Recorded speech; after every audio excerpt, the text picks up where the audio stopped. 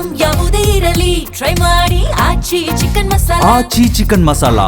ಜೆಡಿಎಸ್ನವರು ಸಿಕ್ಕಾಪಟ್ಟೆ ಪ್ರಚಾರ ಮತ್ತು ತಳಮಟ್ಟದಿಂದ ಪಕ್ಷವನ್ನು ಸಂಘಟನೆ ಮಾಡಬೇಕು ಅನ್ನೋ ನಿಟ್ಟಿನಲ್ಲಿ ಪಣ ತೊಟ್ಟಂಗೆ ಕಾಣಿಸ್ತಾ ಇದೆ. ಅದರಂತೆ ನಿಖಿಲ್ ಕುಮಾರಸ್ವಾಮಿ ಅವರು ಈಗ ತುಮಕೂರು ಗ್ರಾಮಾಂತರದಲ್ಲಿ ಇದ್ದಾರೆ.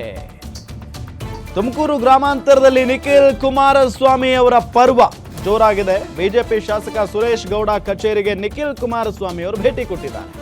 ಬಿಜೆಪಿ ಶಾಸಕ ಸುರೇಶ್ ಗೌಡ ಜೊತೆ ನಿಖಿಲ್ ಮಾತುಕತೆಯನ್ನ ನಡೆಸಿರೋದು.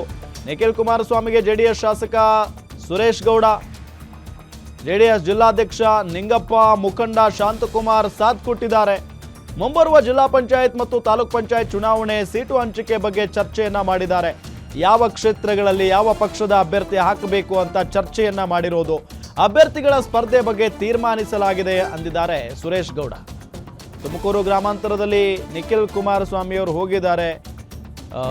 ಹೌದು, ಇರಬಹುದು, ಇನ್ನೂ ಎರಡೂವರೆ ವರ್ಷ ಇರಬಹುದು ಎಲೆಕ್ಷನ್, ಬಟ್ ಈಗಿನಿಂದಲೇ ತಯಾರಿ ಮಾಡಿಕೊಳ್ತಾ ಇದೆ ಜೆಡಿಎಸ್.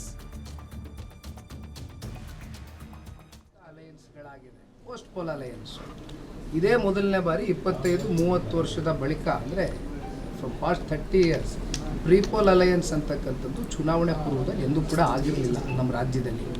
ಈಗ ನಾವು ಕಳೆದ ಲೋಕಸಭಾ ಚುನಾವಣೆಯಲ್ಲಿ NDA ಮಿತ್ರಕೂಟದ ಭಾಗವಾಗಿ ನಾವು ಕೂಡ ಒಂದು ಅಲಯನ್ಸಲ್ಲಿ ಇದ್ದೀವಿ. ಸೊ ಅಲಯನ್ಸ್ನ ಪರಿಣಾಮ ಹಳೆ ಮೈಸೂರು ಪ್ರಾಂತ್ಯದಲ್ಲಿರ್ಬೋದು, ವಿಶೇಷವಾಗಿ ಇಡೀ ರಾಜ್ಯದಲ್ಲಿ 19 NDA ಸಂಸದರು ಗೆದ್ದಿದ್ದಾರೆ. ಹಾಗಾಗಿ ಇವತ್ತು ವಿಶೇಷವಾಗಿ ನಾವು ತುಮಕೂರು ಗ್ರಾಮಾಂತರಕ್ಕೆ ನನ್ನ ಪಕ್ಷ ಸಂಘಟನೆ ದೃಷ್ಟಿಯಿಂದ ರಾಜ್ಯ ಪ್ರವಾಸ ಮಾಡ್ತಾ ಇದ್ದೇನೆ. ಕ್ಷೇತ್ರಕ್ಕೆ ಬಂದಿದ್ದೇನೆ. ಕ್ಷೇತ್ರದ ಶಾಸಕರು ನಮ್ಮ ಮಿತ್ರ ಪಕ್ಷದಿಂದ ಗೆದ್ದಿದ್ದಾರೆ, ಸುರೇಶ್ ಗೌಡ.